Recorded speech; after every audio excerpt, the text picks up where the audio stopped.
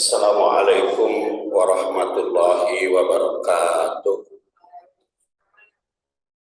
Alhamdulillah wassalatu wassalam ala Rasulillah wa ala alihi wa sahbihi wa mawala. Amma ba'du faya ibadallah usikum wa iyaya bitaqwallah fa innal jannata uiddat liman ittaqa. Qala ta'ala fil Qur'anil Karim, a'udzu billahi minasyaitonir rajim. Ya ayyuhalladzina amanu taqullaha haqqa tuqatih wa la tamutunna illa wa antum muslimun. Ibu-ibu rahimakumullah, insyaallah pada hari ini kita akan melanjutkan bahasan surat Al-Fat ayat 8 bagian ketiga ya. Karena bulan yang lalu sudah bagian kedua, yaitu inna arsalnaka, sesungguhnya kami utus engkau syahidan wa mubasyiran wa nadhira. Kami utus engkau sebagai syahid, mubasyir, dan nadhira.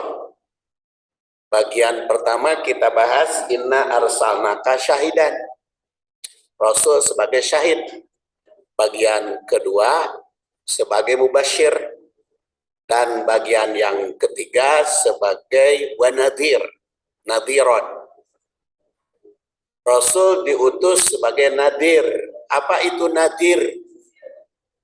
Nadir itu pemberi peringatan, atau bisa juga nyingseunan. Nyingseunan, bikin orang takut, bikin orang ngeper, khawatir ya. Jadi Rasul itu diutus oleh Allah sebagai syahid, saksi, sebagai mubasyir, pembawa berita gembira, pemberi berita gembira, dan nadir, pemberi berita yang menakutkan. Nadir itu memberi ketakutan. Rasul diutus bukan hanya pembawa berita gembira, tapi juga pemberi peringatan. Nah, di situ bedanya al-Islam dengan ada salah satu agama yang mengajarkan hanya Allah itu maha kasih, wungkul. Ya, tidak ada peringatan, tapi kalau di dalam Islam mah lengkap. Ada khauf, ada roja. Ada khauf itu pesimis, roja itu optimis. Jadi di dalam diri manusia itu ada sifat pesimis, ada sifat optimis. Dan dua-duanya tidak dihilangkan, tidak dihapus, hanya disalurkan kepada yang benar. Maka Rasul diutus sesuai dengan fitrah manusia, sesuai dengan tabiat atau fitrah manusia. Dari urusan fitrahnya dibahas secara rinci di majelis taklim ya, Baitur Rahim. Pertama adalah bahasan fitrah, kemudian menjaga keutuhan fitrah dalam surat Al-Alaq. Nanti juga pertemuan kepada fitrah, masih urusan pendidikan di dalam Al-Quran di majelis taklim Baitur Rahim kita ketemu. Jadi di sini dikatakan nadir sesuai dengan fitrah manusia. Butuh itu, butuh berita gembira dan butuh berita yang menakutkan. Jadi ibu-ibu juga sebagai ustadzah, sebagai mubalighah, sebagai guru harus seimbang, atau sebagai orang tua harus seimbang kepada anak itu, kepada anak didik itu ya. Anak itu kita kan banyak, ada anak didik, ada anak kandung, ada anak angkat, ada anak buah. Berita gembira disampaikan bagi orang yang beriman, sedangkan berita duka khususnya disampaikan peringatan ditujukan kepada kafir. Berita gembira dan ancaman bukan hanya urusan akhirat kelak, tapi juga selama hidup di dunia. Dan kita lihat contoh-contoh Rasul sebagai pemberi peringatan. Pada waktu yang lalu kita lihat contoh-contoh Rasul sebagai mubasyir, hadis sebagai mubasyir. Sekarang kita lihat Rasul sebagai pemberi peringatan atau sebagai nadir. Contohnya nadir bagi musyrik itu menjadi atau menjadi ahli neraka. Orang musyrik menjadi ahli neraka. Contohnya diriwayatkan oleh Ibnu Mas'ud, Abdullah bin Mas'ud yang wafat tahun 32 Hijriah. Ingat itu Ibnu Mas'ud yang mematikan Abu Jahal, ya. Abu Jahal itu kan perang dilawan oleh dua Mu'ad, ditusuk oleh dua orang mati, oleh Ibnu Mas'ud, mati nama Abu Jahal. Nah, kata Ibnu Mas'ud, Rasul bersabda, man mata yusyrik billahi syai'an dakhalan nar. Barang siapa yang mati yusyrik billah, menyekutukan Allah syai'an dengan sesuatu, dakhalan nar, maka masuk neraka. Nah, ini kan pemberi peringatan, ini panningsieunan, ya. Man mata, barang siapa yang mati yusyrik, dalam keadaan musyrik. Jadi bukan pernah musyrik, ya. Kenapa? Karena di sini pakai fi'il mudhari. Menurut ilmu nahu, yusyrik itu asroka fi'il madi, yusriku fi'il mudhari. Kalau man mata, barang siapa yang mati, jadi sudah mati. Yusyrik, dalam keadaan musyrik billahi, kepada Allah, syai'an, dengan sesuatu, dakhola. Dakhola itu fi'il madi. Kenapa pakai fi'il madi? Pancan, ini menunjukkan kepastian. Mata juga pasti. Man mata, barang siapa yang mati. Mati itu pasti mati itu. Kita juga bakal mati. Ibu-ibu bakal mati, saya juga bakal mati. Dan keheula masih kena betah. Iya, masih kena betah hidup di dunia, walaupun sudah 70 tahun hidup di dunia masih hayang kene. Apalagi bagi yang masih muda, ya. Yang saya aja udah 70 tahun masih kena hayang hirup. Man mata, barang siapa yang mati yusyrik, dalam keadaan musyrik bila kepada Allah, syai'an, sesuatu, dakholan nar, masuk neraka. Makanya di situ pakai fi'il madi, dakhola, itu menunjukkan kepastian. Ini merupakan peringatan keras pada orang musyrik, sebab jika sampai mati maka pasti akan masuk neraka. Jadi bukan pernah, tapi ini dalam keadaan musyrik matinya. Jadi kalau pernah mah bisa saja bertobat, seperti Umar bin Khattab kan dulu pernah musyrik, ya, menyembah berhala, ngubur anak, atau siapa, Mu'ad bin Jabal, Abu Hurairah pernah musyrik, tapi karena bertobat maka diampuni. Maka kalau di sini mah mati dalam keadaan musyrik. Nah, itu dakhola, perkataan dakhola itu menggunakan fi'il madi yang menunjukkan waktu lampau untuk mengisyaratkan kepastian. Sedangkan yusyrik itu matinya dalam keadaan musyrik. Dalam keadaan musyrik. Jadi yang tidak bertobat. Itu contoh hadis yang memberikan peringatan. Kemudian kedua, yang manggil selain Allah dalam doa. Kalau hadis tadi mah musyrik, kalau ini mah mungkin tidak menyembah kepada Allah. Ya, tapi dia berdoa tidak kepada Allah. Jadi memanggil nama selain Allah dalam berdoa itu juga diancam masuk neraka. Kan hadis ini kan peringatan, nakut-nakut atau menyuruh kita waspada. Man mata, barang siapa yang mati, wa huwa yad'u, dan dia berdoa memanggil min dunillah, selain Allah, niddan, sebagai saingan, dakhalan nar, masuk neraka. Jadi bukan hanya musyrik berdoa kepada selain Allah, mati dalam berdoa kepada selain Allah, itu juga ancamannya neraka.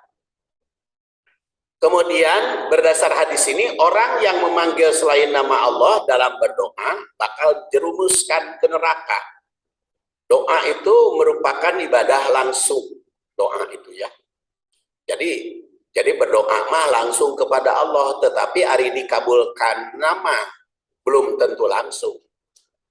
Jadi doanya harus langsung kepada Allah, tapi hari dikabulkan mah ada yang langsung dikabulkan, ada yang tidak. Ada yang ditanggungkan, ada pula yang diganti dengan yang lebih baik, seperti pernah kita bahas pada waktu yang lalu, bahwa doa itu kalau kita berdoa jangan seperti nyamal begitu direnos langsung lada, atau jangan seperti membalikan tangan ya, atau dengan jangan ditunggu-tunggu teh kunaon ya teh can dikabulkeun wae. Itu alternatif ya. Alternatifnya itu ada yang dikabulkan secara langsung, ada yang ditangguhkan, ada yang diganti dengan yang lebih baik, ada juga hanya dianggap sebagai ibadah, nilai ibadah dalam berdoa itu. Nah, maka berdoanya harus langsung kepada Allah. Sebab kalau mati dalam keadaan berdoa minta kepada selain Allah, dakhalan nar. Berdasar hadis ini, orang yang memanggil selain nama Allah dalam berdoa bakal dijerumuskan ke neraka. Karena doa itu merupakan ibadah langsung, merupakan ibadah kepada Allah secara langsung.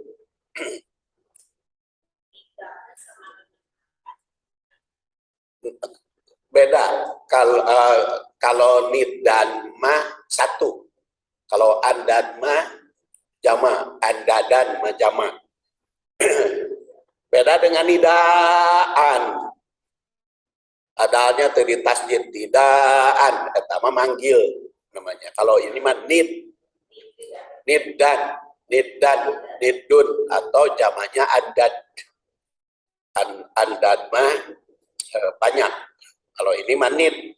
Jadi dengan satu saja panggilan selain nama Allah sudah dianggap musyrik.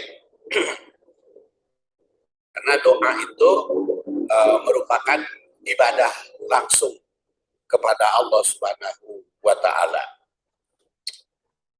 Kemudian berikutnya masuk neraka juga karena tidak sabar atas penderitaan.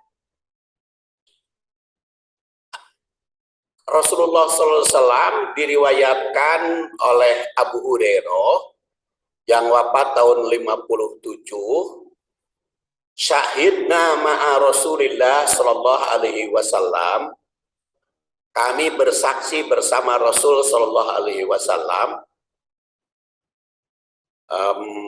Jadi berjuang, berperang, syahidna di sini. Jadi bersaksi teh menjadi syahid, berjuang, berperang bersama Rasul Shallallahu Alaihi Wasallam.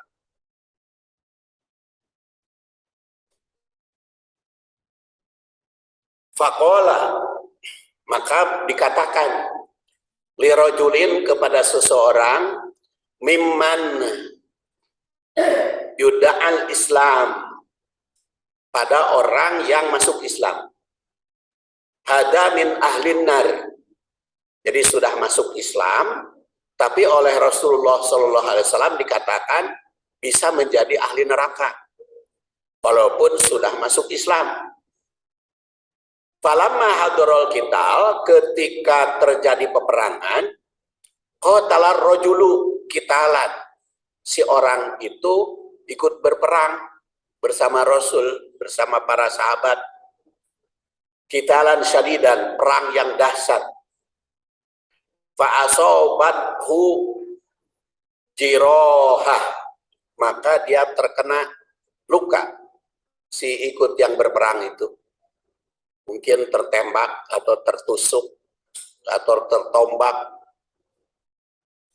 Fakila, maka dikatakan, ya Rasulullah, wahai Rasul, alladzi qulta, engkau katakan lahu pada orang itu, min innahu min ahlin nar, orang itu ahli neraka.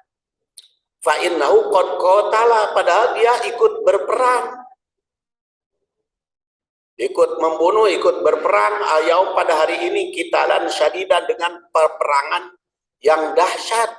Kenapa kok bisa masuk neraka? Padahal dia orang hebat, pejuang, ikut bersama Rasul di dalam berperang. Kenapa jadi ahli neraka? Waqad mata, dan sekarang sudah mati, jadi pahlawan. Faqala Nabi sallallahu alaihi wasallam, maka Rasul bersabda, ilan nar, buktinya dia ahli neraka, kata Rasul. Qala, dan dia kata, faqada ba'dun nas ayartab, manusia itu bertanya-tanya, kok yang berperang mati di dalam peperangan bisa masuk neraka? Ayartab, maka rugi, pabainamahum ala dalik, jadi karena penilaian kepada orang itu, idkila innahu lam yamut walakin biha jirohan syadidan, sebetulnya dia bukan mati dalam keadaan perang. Kenapa bukan mati dalam keadaan perang? Dia itu sedang perang, luka di dalam peperangan teh, terkena tombak atau terkena tembak pun sekarang mah. Falamma kana minal lail lam yasbir, di malam harinya ketika siang berperang, malam hari nate karena terluka, dia karena penyakit nate teu sabar. Alal jarah, karena lukanya itu, faqatala nafsahu, kemudian dia bunuh diri. Jadi mati nate bukan karena perang, bukan dibunuh ketika perang, tetapi dia ikut perang karena mungkin malam-malam tek malu gitu, gengsi, orang berani dalam berperang, ternyata luka. Karena luka, stres atau tersabar, maka dia bunuh diri. Fa akhbaron Nabi sallallahu alaihi wasallam bidalik. Makanya Rasul dipertanyakan kepada Rasul itu, Rasul bersabda Allahu Akbar. Allahu Akbar. Makanya asyhadu anni Abdullah. Aku bersaksi aku ini adalah Abdullah, hamba Allah wa Rasuluh, dan Rasul. Summa amaro Bilalan fanada bin nas, kemudian beliau memanggil Bilal untuk memanggil manusia, innahu la yadkhulul jannah, orang itu tidak masuk surga. Siapapun tidak masuk surga, illa nafsun muslimah, kecuali diri orang yang taslim, yang muslim, yang benar-benar berserah. Innahu la yadkhulul jannah, orang seperti ini tidak akan masuk surga karena illa nafsun muslimah, kecuali yang muslim. Wa inna Allah la yu'adu hadadin birrajul al-fajir. Bisa saja Allah itu menolong agamanya dengan orang yang jahat, seperti tadi dia masuk Islam, dia ikut berperang membela agama Allah, tapi karena dia tidak tidak bersabar sehingga bunuh diri, ya akhirnya masuk neraka. Ini hadis diriwayatkan oleh Al-Bukhari, ya, yang lahir 194 wafat 256, nomor 2834. Jadi dalam hadis ini tersirat orang yang dianggap ahli surga oleh masyarakat, padahal ditandaskan oleh Rasul itu sebagai nadir, maka orang itu ahli neraka. Masyarakat merasa kaget karena setelah masuk Islam orang itu gigih untuk berperang, sehingga hanya gugur. Masyarakat mempertanyakan mengapa bisa jadi ahli neraka. Namun Rasul tahu hakikat orang tersebut. Ternyata ketika gigih berperang itu terluka berat. Dan karena terluka berat, dia tidak sabar. Akibat luka oleh musuh dalam keadaan perang, maka dia bunuh diri, yang akhirnya masuk neraka. Jadi, sebagai nadir, Rasul itu tahu keberadaan manusia sebenarnya. Tentu saja bukan hasil penelitian, tapi ini berdasar wahyu dari Allah Subhanahu wa Ta'ala yang didapat. Itu peringatan Rasul tentang orang yang menjadi ahli neraka. Fenomena saat ini banyak terjadi. Orang yang semasa muda, soleh, ahli ibadah, banyak amal, tapi di masa tua karena menderita penyakit berat, akhirnya bunuh diri. Dan itu kemarin, hari Ahad kemarin kan saya ceramah di Sukabumi, ya, di rumahnya Profesor Munawar. Sanes Munawar, Ustadz Nudi dia profesor, makanya saya pakai Profesor Dr. Munawar di Sukabumi. Dia itu kan ceramah malamnya, saya ceramah subuhnya. Dia ceramah tentang hasil penelitian beliau, ya. Dan dia menemukan 6 orang soleh, tetapi akhirnya bunuh diri. 6 orang soleh. Dia kan peneliti, ya, dia orang soleh, tetapi dia matinya bunuh diri.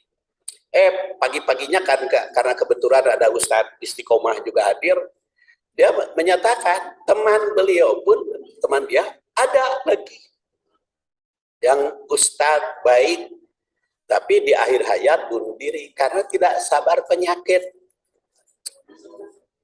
Ya, penyakitnya sembuh-sembuh, terus stres, kemudian mungkin di masa tuanya tidak lebih indah, ya, karena tidak mendapat santunan dari anak-anaknya. Kan kalau di dalam Islam kan wa qada rabbuka alla ta'budu illa iyyah wa bil walidaini ihsana imma yablughanna indakal kibaro ahaduhuma au kilahuma fala taqul lahuma uff. Di situ kan disebut kalau indakal kibaro ahaduhuma, kalau orang tua itu sudah lanjut usia, sudah ronta, geus aki-aki, geus nini-nini, geus cikot-cikot cut kaharep, itu jangan sampai dikatakan uff kepada mereka. Itu di Quran. Jadi uf itu satu nada tapi tika nyirieun. Itu tidak boleh ketika orang tua sudah lanjut usia. Kenapa dikatakan ketika orang tua sudah lanjut usia? Karena kenyataan seperti itu banyak di kalangan kita. banyak yang di masa tuanya ya mungkin urusan, mungkin harta menang usaha di pentaku anak, mungkin anak jeges menta warisan pada can maut, apalagi ada yang diadukan ke pengadilan segala macam karena itu kurang terdidik, ya, terdidik. Makanya di dalam ayat itu mengatakan pala takul lahuma itu bahasa Arab. Kalau bahasa Indonesianya bisa bisa bisa pokoknya mah senada senada pika nyerieun. Tidak boleh kepada orang tua itu. Walaupun hanya mengatakan oh si bapak, nah nya itu tidak boleh. Apalagi kalau banyak nada. Balak. Nah, kenapa Quran itu sampai begitu ketika lanjut usia orang tua jangan menyampaikan kata-kata pika nyerieun walaupun hanya satu nada. Dan sekarang banyak bukti. Banyak bukti akibat orang tuanya kanyerian ku anak. Mungkin kalau kuat imannya seperti orang tua kita pada ya kuat iman karena memang rajin ke masjid dan sebagainya itu ngan ukur nyeri hatete beureun ngusapan ngan ukur sedih we ku anak dipika nyerieun negor teu bisa karena geus mararaju. Nah, padahal itu jadi ancaman. Nah, kalau hasil penelitian Pak Profesor Munawar tadi itu dia temukan ada 6 orang yang seperti itu, yang asalnya baik gitu ya, soleh, di masa tuanya ada yang penyakit menderita diabetes, ada yang stroke, ada yang macam-macam. Makanya kita harus baik-baik kepada orang tua itu. Makanya alhamdulillah kita itu bersyukur kepada Allah sudah usia lanjut masih jangjang sehingga tidak dihina oleh siapapun ya. Coba kalau kita rempok kan bisa dihina, menyusahkan anak, bisa dihina karena memang seharusnya anak itu ketika orang tua lanjut usia harus lebih indah ya, harus lebih indah kepada orang tua. Makanya mungkin itu nanti mungkin di majelis talim Baitur Rahim saja, di Baitur Rahim saya akan bahas itu tentang yang saya bahas kemarin itu judulnya lanjut usia lebih indah dibanding masa muda. Lanjut usia lebih indah dibanding masa muda. Ada kan di Al-Hirat mengahanca surat Al-Fatih. Mungkin nanti di Baitur Rahim diangsur. Ada ayat-ayatnya, hadis-hadisnya supaya yang menjadi tanggung jawab orang tua, apa juga yang menjadi tanggung jawab anak supaya lanjut usia itu lebih indah dibanding masa muda.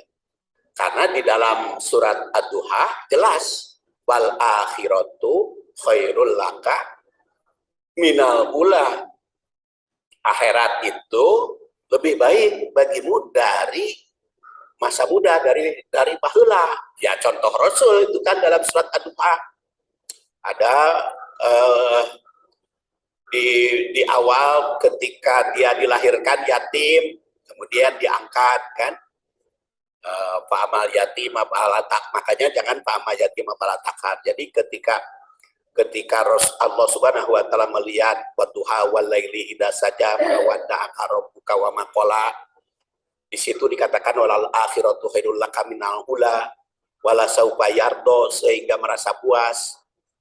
Karena ketika Allah melihat dilahirkan dalam keadaan yatim, pa'awa, maka Allah mengangkat ya.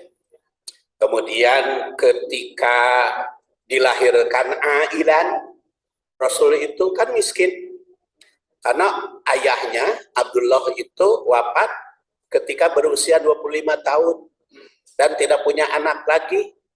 Jadi Rasul teh ditinggalkan maut ku bapana bari teu boga dulur.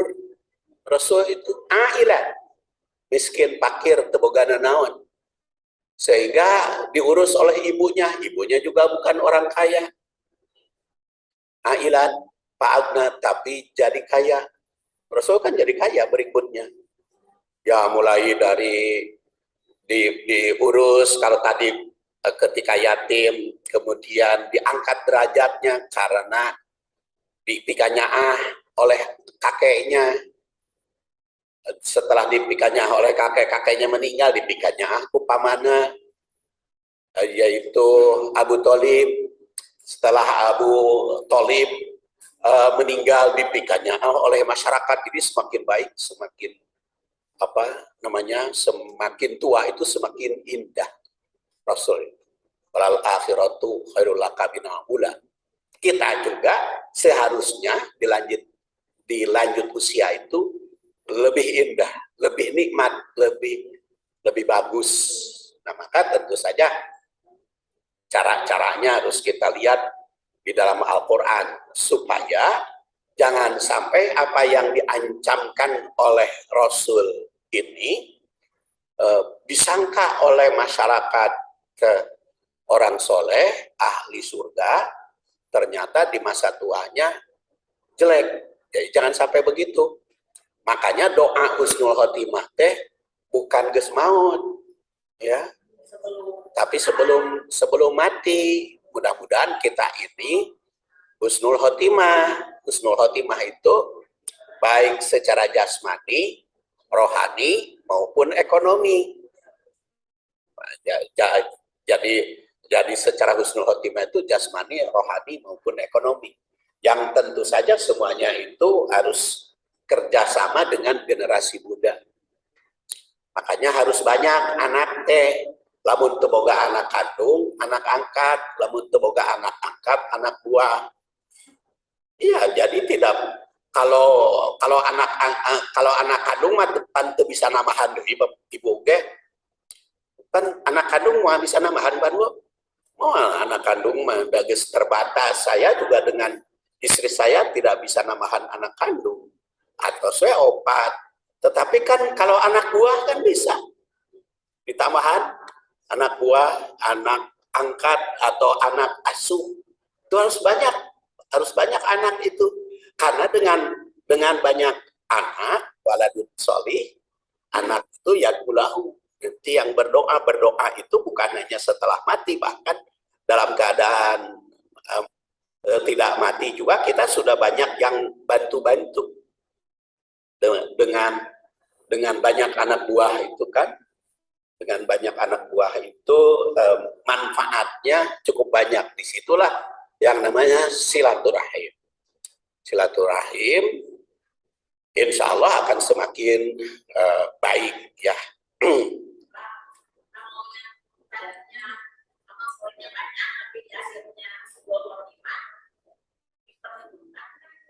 Oh tentu yang diperhitungkan mah ada pasti. Jadi kecuali kalau dia benar-benar mati dalam keadaan musyrik. Tapi Allah maha adil. Allah maha adil. Jadi sejelek apapun manusia, kalau dia pernah berbuat baik, ya ingat saja di dalam surat Al-Jaljalah kan, man ya'mal misqala dzarratin khairan yarah. Wa ya'mal misqala dzarratin syarran yarah. Jadi barang siapa yang berbuat baik sekecil apapun pasti dia melihat akibatnya. Dan barang siapa yang berbuat jahat sekecil apapun melihat akibatnya, dan berbuat baik sekecil apapun pasti ada manfaatnya, tidak hanya masuk nerakanya itu. Ya, Bang. Jadi kalau dia matinya su'ul khotimah, dalam keadaan su'ul khotimah, di akhir hayatnya jelek, itu masuk neraka. Nah, masuk nerakanya itu berapa tahun, berapa abad, dan berapa lama, ya itu mah tergantung kepada bagaimana kemusyrikannya. Makanya harus harus dijaga diri kita, jasmani, rohani, dan ekonomi kita itu harus dijaga sampai lanjut usia. Pertama, jangan ngaripuhkeun batur bisi ngejek kurang. Kedua, kita harus menjaga. Salah satu cara menjaganya harus banyak anak. Tapi bukan hanya anak kandung. Da ari anak kandung macet abdi itu bisa namahan, tapi bisa anak buah banyak. Kemudian anak asuh, yang kita perbaiki, yang kita bantu. Kan mereka akan membantu kita.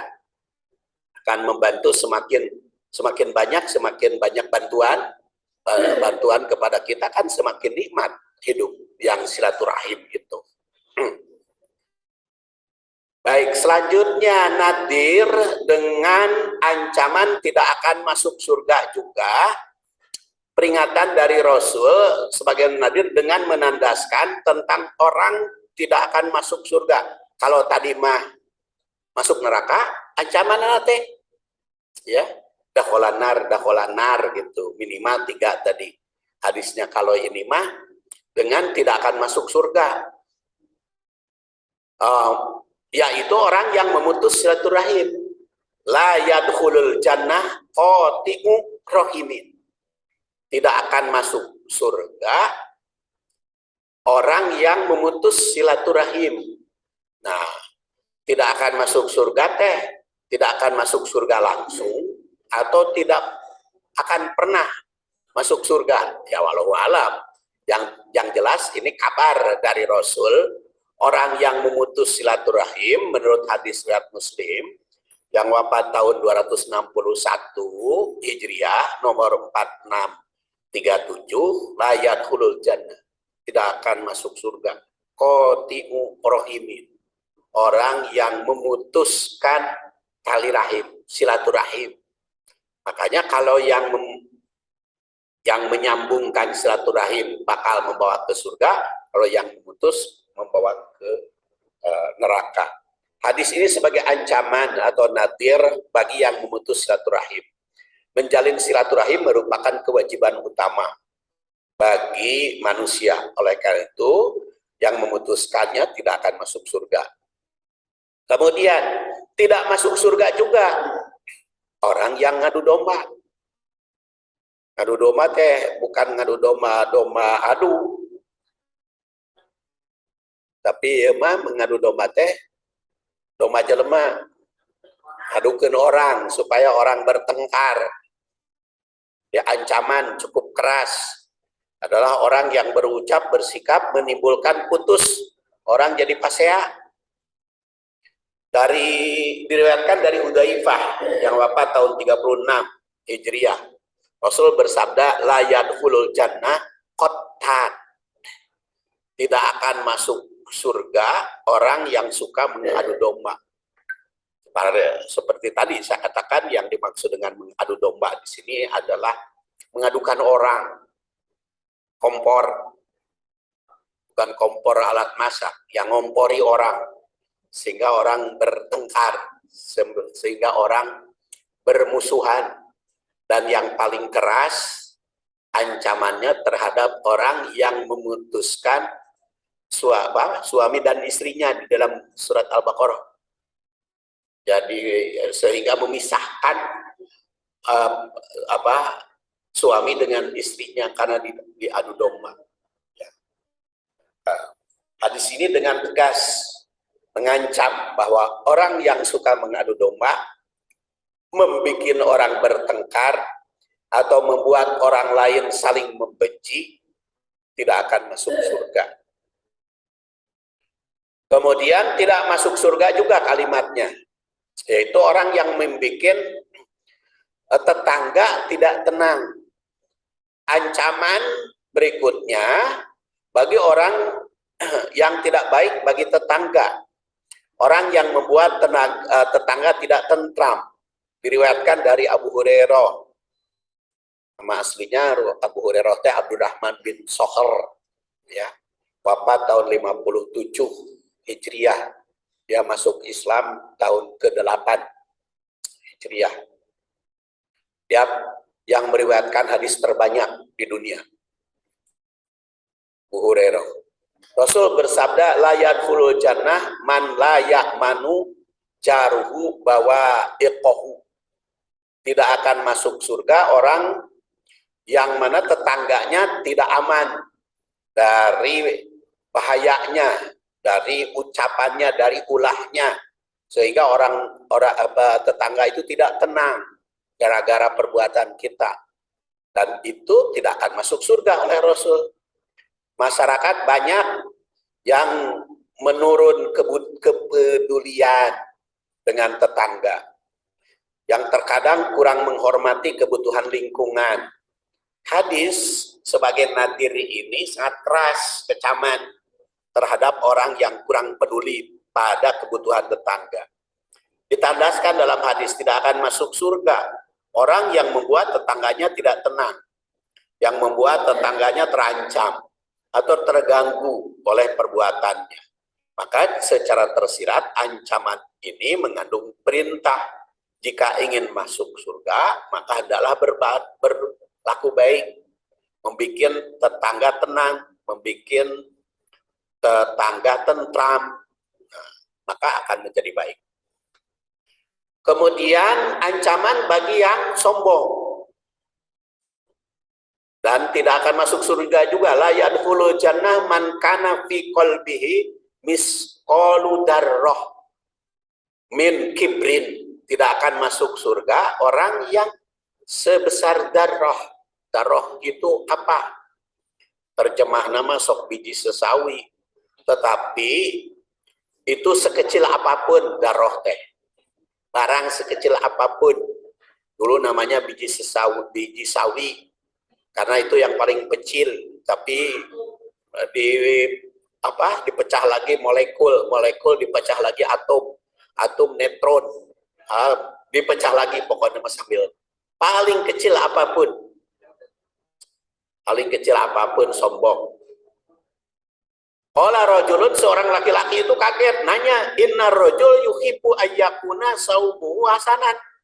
Bagaimana ya Rasulullah, ada seseorang yang senang bajunya indah, bajunya bagus, wa na'luhu hasanah, sendal sepatunya juga yang mahal-mahal. Yang mahal-mahal sepatunya, bajunya keren, indah, berhias. Maka Rasul bersabda, innallaha jamilun yuhibbul jamal.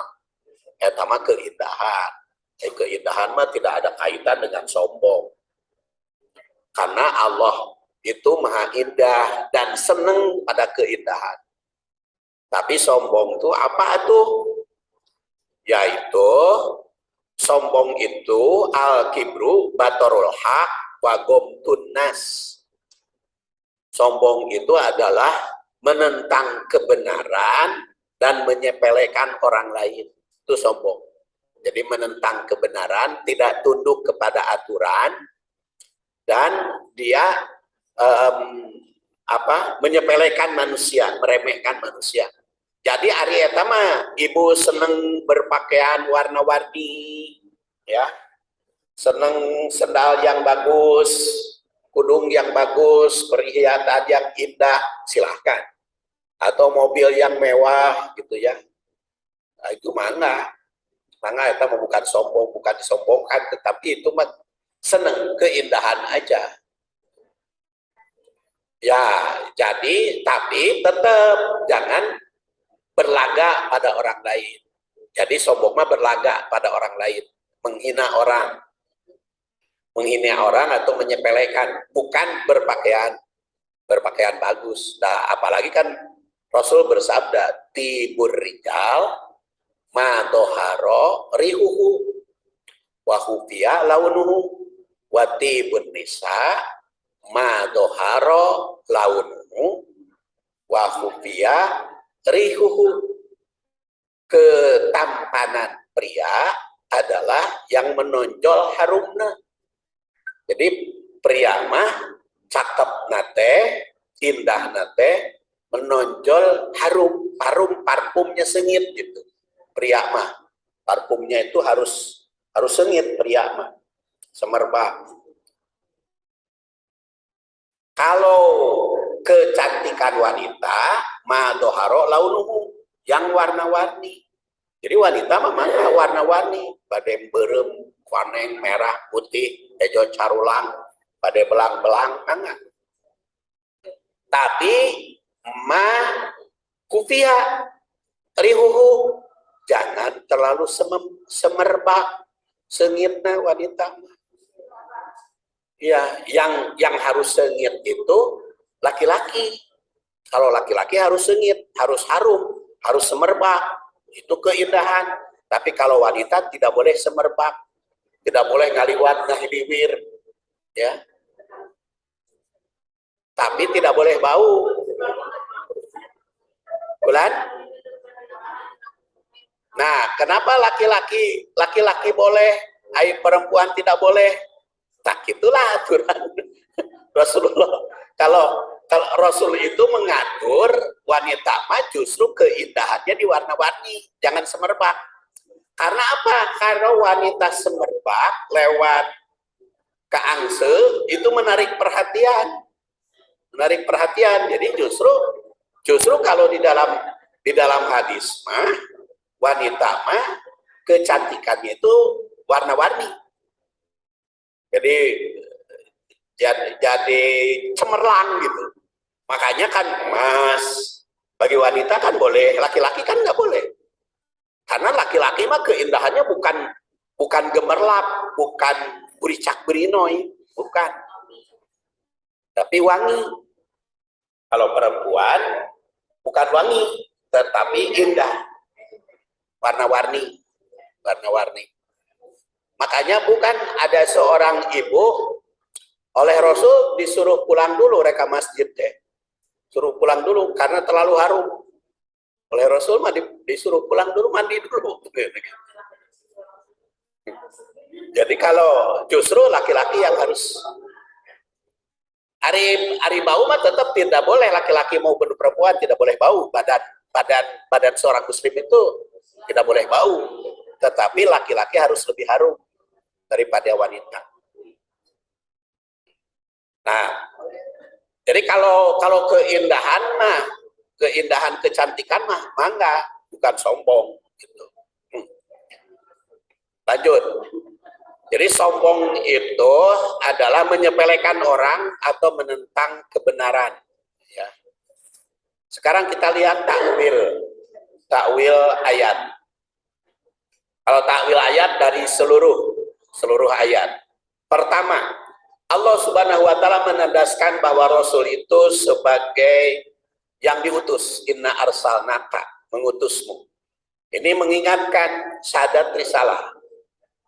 Syahadat risalah yaitu asyhadu anna Muhammadar Rasulullah. Itu merupakan satu kesatuan dengan syahadat uluhiyah. Makanya kalimat inna arsalnaka, sungguhnya kami mengutusmu. Nah, itu kan mengingatkan Allah. Kaknya Rasul, maka itu syahadat itu tidak bisa dipisahkan.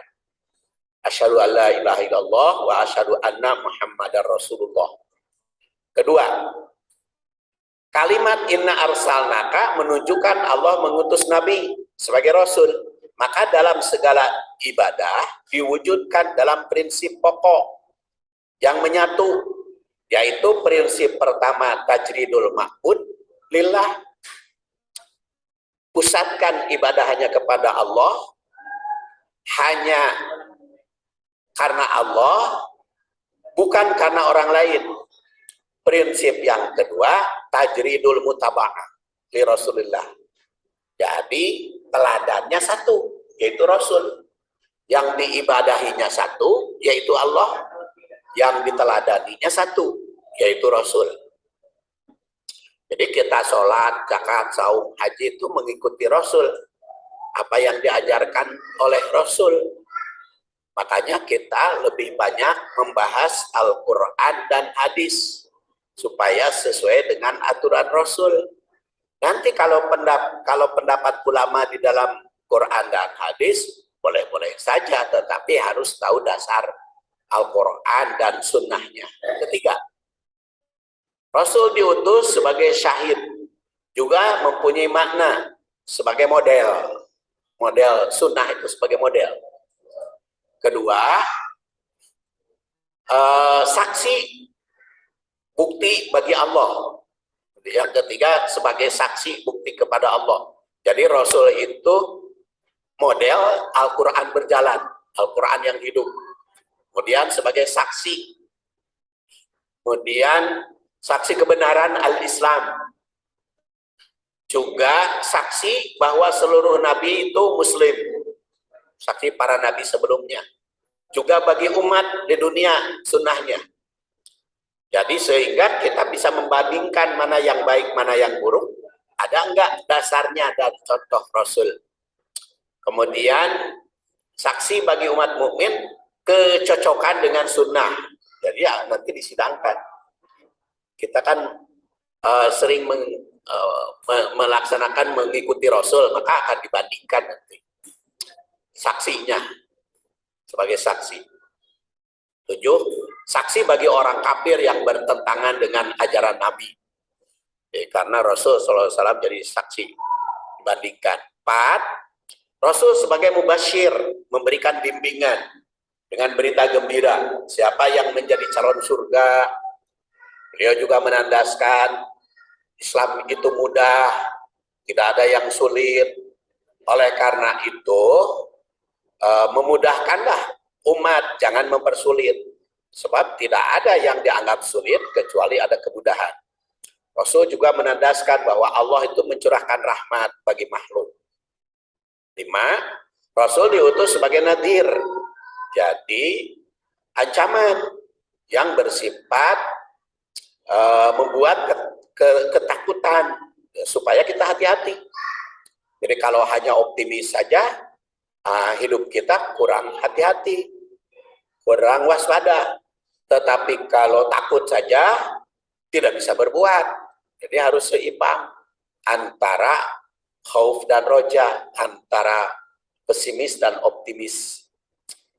Tatbiknya, 1. Syahadat uluhiyah dan risalah mesti diwujudkan dalam segala aspek kehidupan. Oleh karena itu, pendidikan tauhid dan uswah hasanah mesti selalu diterapkan, kesiapan menjalankan Quran dan Sunnah. Itu sebagai prinsip tentang syahadat. Tadabbur Quran dan Sunnah itu menjadi program utama dalam pendidikan. 2. Al-Quran dan Sunnah selain menjadi pedoman hidup serta sebagai sumber hukum, juga mesti dijadikan filter segala kehidupan. Rasul diutus sebagai syahid, akan menjadi saksi di akhirat kelak. Kemudian pendidikan mesti ada keseimbangan antara basyiron, pembawa berita, dan nadiron, pemberi peringatan. Antara optimis dan pesimis, antara khauf dan roja, basyiron dan nadiron, itu menyatu dalam ayat Quran. Di basyiron nadiron itu, dan ayat-ayatnya bisa lihat oleh ibu semuanya. Ya, karena asar sudah tiba, kita akhiri saja. Subhanakallahumma wa bihamdik, asyhadu an la ilaha illa anta, astaghfiruka wa atubu ilaik. Assalamualaikum warahmatullahi wabarakatuh.